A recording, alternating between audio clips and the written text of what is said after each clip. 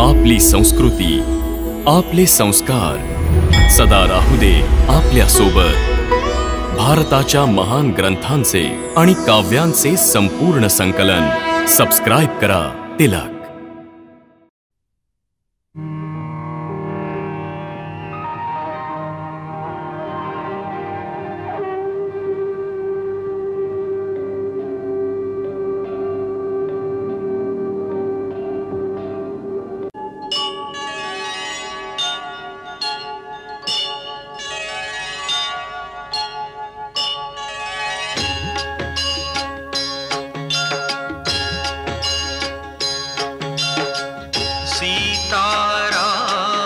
चरित अति पावन, मधुर सरस रस किति मन भावन।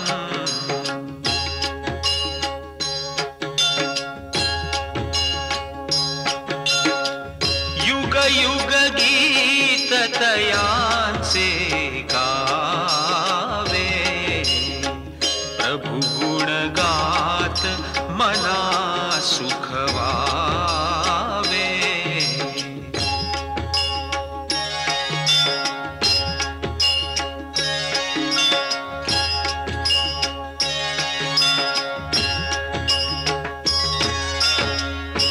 माझे एकच कर्तव्य आहे, माझे थोरले बंधू श्रीरामांच्या आज्ञेचं पालन करणं, आणि ते मला सांगून गेले की मी तुमच्या रक्षणासाठी इथेच राहावं, म्हणून मी आपल्याला कोणत्याही स्थितीत एकटं सोडून नाही जाऊ शकत। माझं रक्षण ज्याच्यासाठी मी माझ्या सर्वस्वाचा त्याग करून या वनात राहायला आले, ज्यांच्याशिवाय एक क्षण सुद्धा जगू नाही शकत, आज जेव्हा त्यांचे प्राण संकटात सापडले तेव्हा माझं रक्षण करण्याचा काय उपयोग? लक्ष्मण, जर त्याचं काही बरं वाईट झालं तर मी एक क्षण सुद्धा जिवंत नाही राहू शकत। मग माझ्या मृत शरीराचं रक्षण करीत राहा आणि पाळत राहा भावाची आज्ञा। वहिनी, तुम्ही समजत का नाही आहात? दादांवर काही संकट येऊच शकत नाही। 3 लोकात असा कोणीही वीर नाही जो त्यांचा पराभव करू शकेल। हे काय दुर्दैव आहे वहिनी की आपली बुद्धी इतकी हीन झालीये। जिच्या पतीचे प्राण संकटात असतील अशा स्त्रीचं याहून मोठं दुर्दैव अजून काय असणार? आज तू माझ्याशी वाद घालतोयस, हट्टीपणा तर तू नेहमीच करतोस, पण आपल्या घाबरटपणामुळे माझी अवज्ञा पण करशील याची मला अपेक्षा नव्हती। वहिनी, आपण मला घाबरट म्हणू नका। घाबरट नाहीयेस तर माझ्या आज्ञेचं पालन कर। वहिनी, आपण हट्ट करू नका, काहीतरी अघटित होऊ शकतं। तू गेला नाहीस तर अघटित घडणारच आहे। लक्ष्मण, बोलण्यात वेळ घालवू नकोस।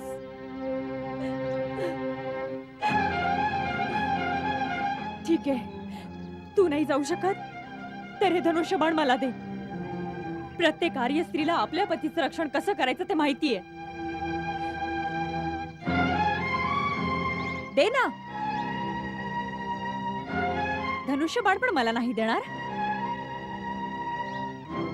ठीक आहे, मी अशीच जाते निघून, तू इथेच राहा। वहिनी, माझा इतका अंत नका पाहू। नुसतं बोलू नकोस, कृती कर, कृती। ठीक आहे, तर मग आपल्या आज्ञेचं पालन करण्यासाठी आज पहिल्यांदा लक्ष्मण आपल्या प्रभू श्रीरामांच्या आज्ञेचं उल्लंघन करतोय। आपण कुटीत बसून राहावं।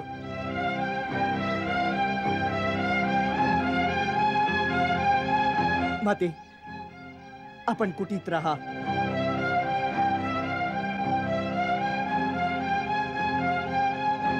दादा, मला क्षमा करा।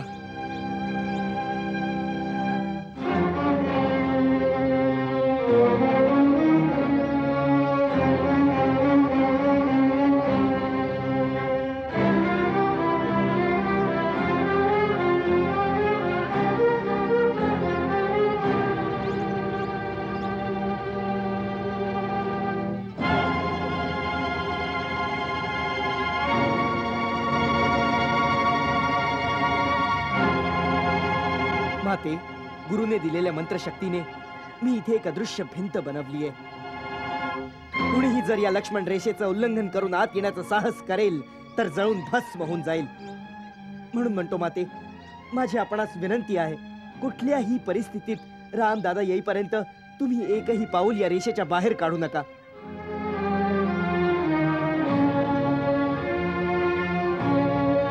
हे वन्य देवतांनो, समस्त प्राण्यांनो, माता सीतेला मी आपल्या स्वाधीन करून जात आहे. यांचं रक्षण करा.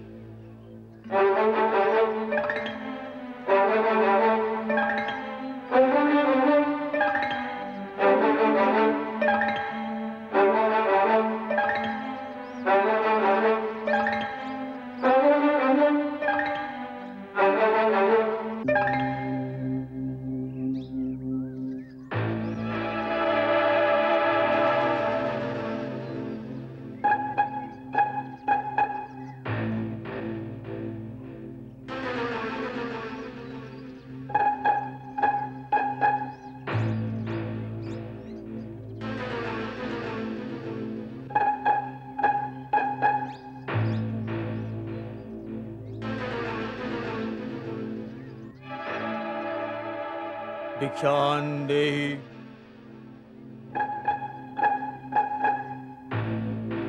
भिक्षां देहि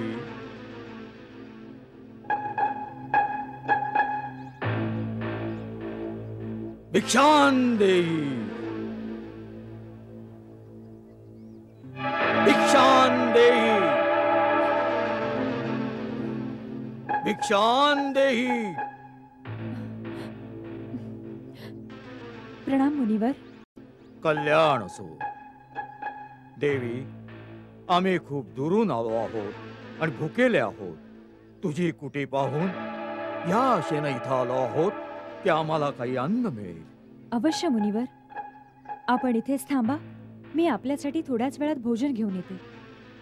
देवी, आम्ही प्रवासानं दमलो आहोत. आम्हाला विश्रांतीची गरज आहे. क्षमा करा, यावेळी माझे पती कुटीत नाही आहेत, म्हणून मी आपले स्वागत नाही करू शकत. परंतु कृपा करून आपण तिथेच थांबा. मी आपल्यासाठी भोजन आणते.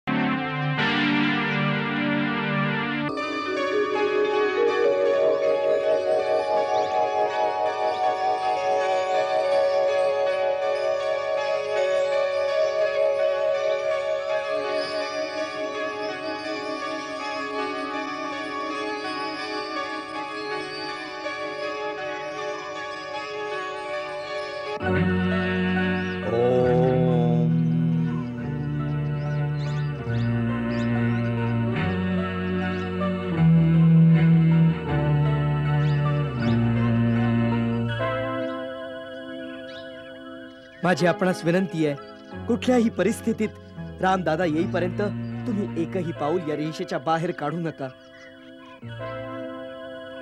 मुनिराज, मी आपल्याकरता भोजन आणलं, हे घ्यावे.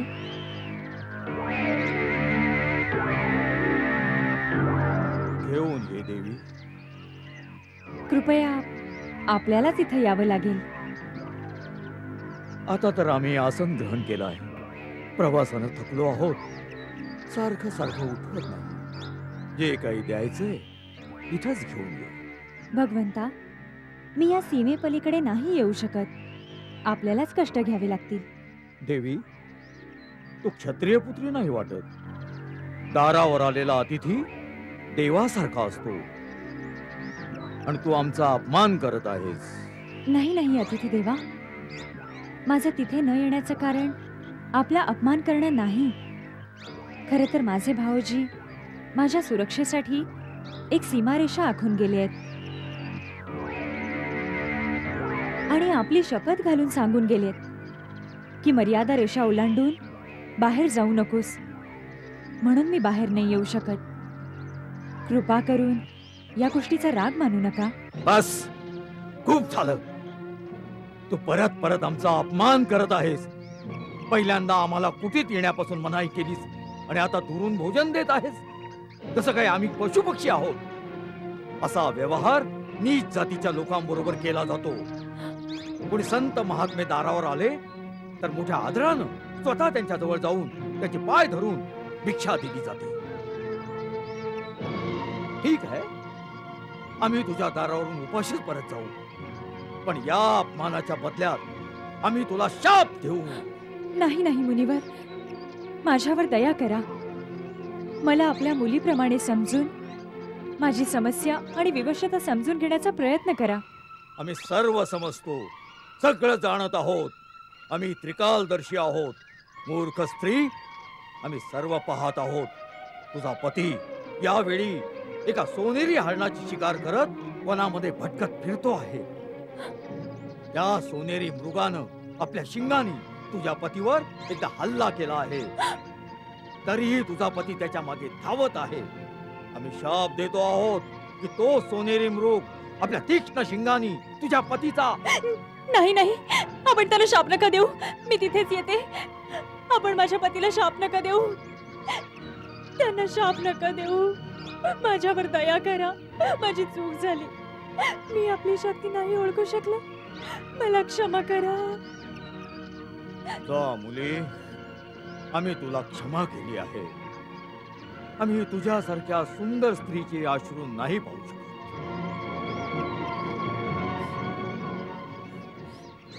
मी मिथिला नरेश, महाराज जनकाची मुलगी आहे. मिथिलेची राजकुमारी आणि या अवस्थेत? हे कसलं दुर्दैव आहे. या कांचन कायेला पाहून देवताही मोहित होतात. तिला तू या पर्णकुटीत अशा प्रकारे नष्ट करत आहेस. अरे, अशा श्रीरत्नाला तर त्रिलोकीच्या महाराजाची पत्नी असलं पाहिजे. माझ्यासाठी तर माझे पतीच त्रिलोकीचे राजे आहेत. त्यांच्यापेक्षा मोठं कोणी असू शकतं का? अवश्य असलं पाहिजे. आम्ही तुला सांगतो. सीते,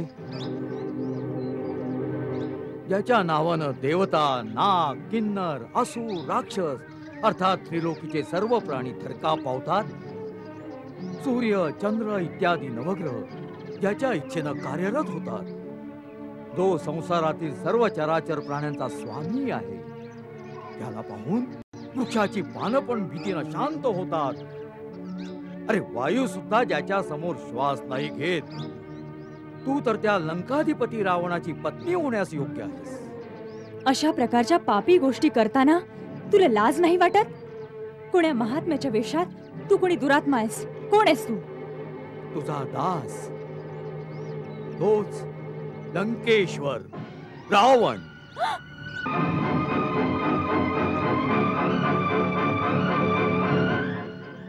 रावण? हो, रावण, ज्याला तुझ्या लालसेनं आतुर केलं आहे. जो स्वतः तुझ्या दारात भिक्षा मागायला आला आहे. सीते, आज तुझा भाग्योदय झाला आहे. उद्या आमच्या राजमहालात 5000 स्त्रिया पट्टराणीप्रमाणे तुझी सेवा करतील. धूर्त, तुला हे वाटलंच कसं की तू तुझ्या वैभवाचा दिखावा करशील आणि सीता तुझ्या बरोबर येईल? तू आत्ता इथून चालता हो, नाहीतर माझे पती एका बाणातच तुला तुझ्या लंके समवेत जाळून खाक करतील. तू ज्या पतीचा मान ठेवतेस तो तर पृथ्वीवर रेंगाळणारा एक मानव आहे. आम्ही ज्या राक्षसांचे राजे आहोत ते या मानवांना फळामुळाप्रमाणे आपला खुराक समजतात. तुला आमची शक्ती माहित नाही. माहित आहे. खर आणि दूषण तुझेच भाऊ होते ना, ज्यांना रघुवरांनी बघता बघता संपवून टाकलं होतं. तुझं हे साहस? एक गिधाड असून सिंहिणीची अभिलाषा करतोस? तुझा अंत समय आलाय. जर जीव प्यारा असेल तर अजून वेळ आहे. चालता हो इथून. आमचा असा अपमान करायची हिंमत आजपर्यंत कोणी नाही केली. याचा परिणाम माहित आहे तुला? आणि एका पतिव्रता सतीकडे अशी कुदृष्टी टाकण्याचा मूर्खपणा पण कोणी केला नसेल. याचा परिणाम माहित आहे? तुझाच नाही, तुझ्या सर्व कुळाचा सर्वनाश होईल. मूर्खा, दूर हो माझ्या नजरेसमोरून. परत या रेषेच्या आत जाऊ इच्छितेस? स्त्री एकदा का आपल्या मर्यादा रेषेच्या बाहेर आली की मग तिचं परत जाणं अशक्य असतं. सीते, आता तुला रावणाच्या हातून कोणीच वाचू शकत नाही. म्हणून चुपचाप आपल्या संमतीनं माझ्या बरोबर चाल. नाही नाही, आर्य, लक्ष्मण, आर्य, कुठे आहात तुम्ही? कुठे आहेस लक्ष्मणा? ओरड, अजून ओरड. आर्य, लक्ष्मण. यावेळी ते वनात खूप दूर आहे. तुझं ओरडणं त्याच्यापर्यंत पोहोचणार नाही. सीते, चल माझ्या बरोबर.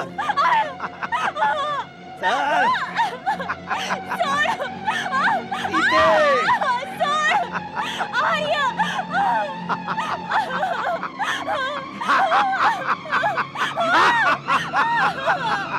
आर्य, लक्ष्मण, आर्य. रावणाच्या तावडीतून तुला कोणी नाही वाचवू शकत. वाचवा, लक्ष्मण, लक्ष्मण. दादा,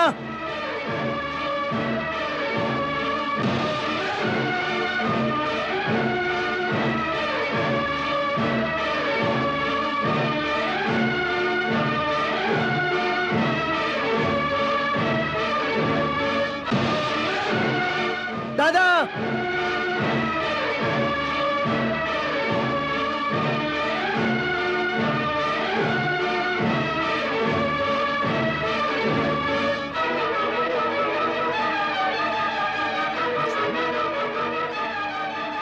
दादा, लक्ष्मण, दादा आपण. लक्ष्मण, तू इथे का निघून आला सीतेला एकटं सोडून? तुला माझी आज्ञा लक्षात नाहीये? मला क्षमा करा दादा. तुमची हाक ऐकून वहिनीने मला जबरदस्तीने इथे पाठवलं. जेव्हा मी नकार दिला तेव्हा त्यांनी इतके कटू शब्द वापरले की मला विवश होऊन इथे यावंच लागलं. हे चांगलं नाही झालं. तुझं म्हणणं खरं होतं. तो हरणाच्या रूपात तोच मारीच राक्षस होता. मरता मरता जेव्हा त्यानं माझ्या आवाजात तुला मदतीची हाक दिली तेव्हाच त्याच्या आविर्भावानं मला समजलं की आपल्याशी कट केला आहे. सीता आवश्यक असल्या तरी संकटात सापडली आहे.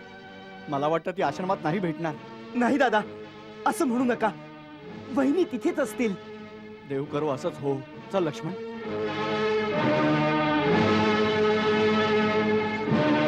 आर्य,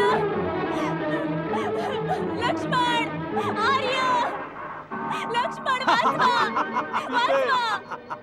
घाबरू नको सीते, येतोय मी. आर्य, वाचवा मला, वाचवा. आर्य, वाचवा मला. थांब थांब रावणा, थांब. सीते, सीते, मी येतोय सीते. महात्मा जटायू, या पापी रावणापासून माझी रक्षा करा. जर आपण लढू शकत नसाल तर वनात जाऊन आर्यपुत्र, रघुवीर आणि लक्ष्मणाला माझा निरोप सांगा. जा, लवकर जा. माझी रक्षा करा. तू काळजी करू नकोस मुली. माझ्या जिवंतपणी हा तुला नाही घेऊन जाऊ शकत. रावणा, तू तर स्वतःला मोठा वीर आणि पराक्रमी म्हणवतोस, एका असहाय स्त्रीला अशा प्रकारे चोरासारखं पळवून नेण्याचं कृत्य तुला शोभा देत नाही. तू तिला लगेच सोडून दे. ही धार्मिक आणि पतिव्रता स्त्री आहे. तिचं बळजबरीनं अपहरण करून तुझा विनाश होईल. विनाश. म्हाताऱ्या जटायू, रावणाला शिकवायला निघालायस? जा एखाद्या वृक्षावर बसून आराम कर. माझ्या वाटेला जाऊ नकोस. जर मला राग आला ना तर. बाप्या, मी म्हातारा अवश्य असेन, पण आज सुद्धा तुझ्यासारख्या गर्विष्ठ माणसाचा गर्व हरण करू शकतो. सीता माझ्या सुनेसारखी आहे. मी माझे प्राणत्याग करून सुद्धा तिचे रक्षण करीन. आज तू माझ्या पंखांनी मारलाच असेल.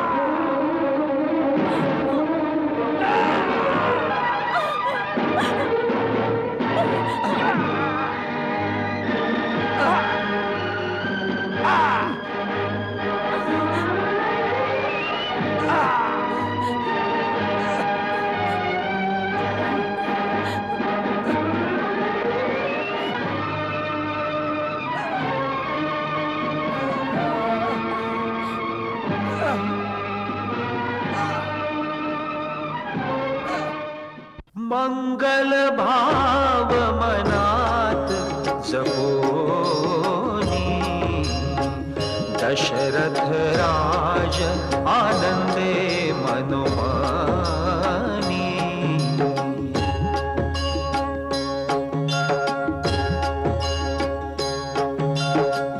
सीताराम चरित अति पावन, मधुर सरस रस किति मन भावन.